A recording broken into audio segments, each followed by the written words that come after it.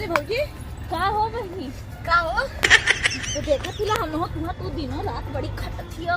का करी भाभी? का कहीं तो लोगन पता नहीं कहिया ले भर्ती होई तू लोगन को होई कि ना होई वो कौन ठीक है। हम तो बहरी जानत हियो पुलिस में एक दाई भर्ती हो गयल हैला। रातों दिन खटी तब हाँ हम तो कभी कभी ऐसा नहीं कि मोर दहिया अब जवाब दे दे तो पता है बहनी एक ठे हाउ दरोगवा है खूब मोट ओट कर है आज तेरे की मछिया खूब ऐसे तान के जैसे लगे कि अब बिल्डोजर गिर जाई ऊपर हमरे चढ़ के।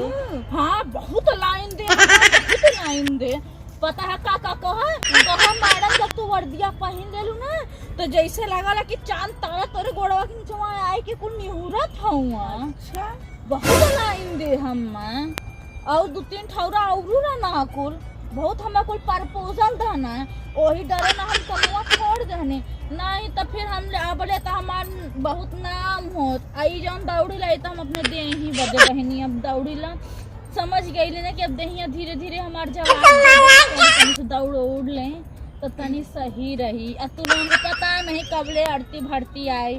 चला बहनी जाते हम चली काम